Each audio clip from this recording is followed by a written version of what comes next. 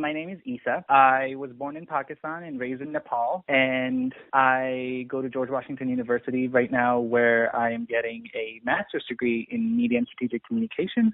Prior to that, I went to Bennington College in Vermont, which was a great cultural experience.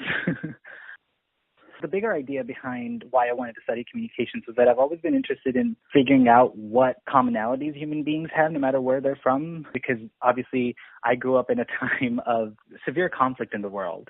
I was 11 when 9/11 happened, and everything that happened as an aftermath of that greatly affected the countries I'm from.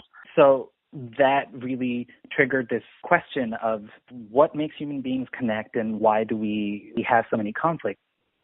I grew up in a post-colonial country where language, I think, is a major part of how we perceive our own stature in the global society. So I think in that sense, my brain immediately went to, oh, that's where I need to go. That's the natural progression.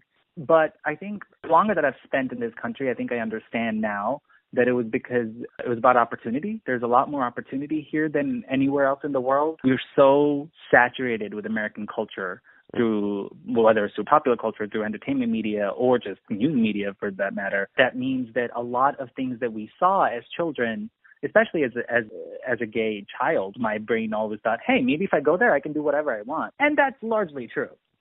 I wasn't aware of my race until I came to America. I didn't know where I fit, partly because I can come from a country that is largely homogenous, so you don't really see people who don't look like you all the time. I mean, we do have cultural differences and we do have differences in our skin colors, but nobody really attributes anything to your skin color. It was fascinating the minute I got to America that you are immediately put into a box based on what color you are. So it meant a lot of recalibration, a lot of social recalibration, what that means in terms of boys and dating.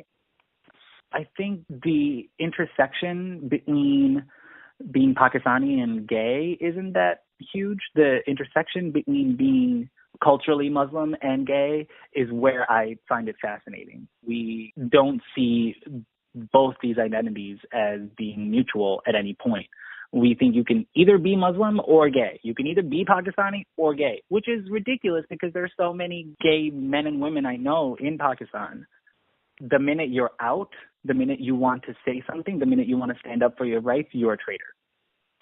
And that's what's problematic to me. So I don't know if I've completely reconciled it yet, but I think it's a process. And anywhere in the world where there's been progress on gay rights, we're about 60 years behind that, is what I like to say. So eventually we'll get there. It's just a matter of certain things happening and certain people coming forward and really formulating this identity that it's not one or the other way. It's a bit of both.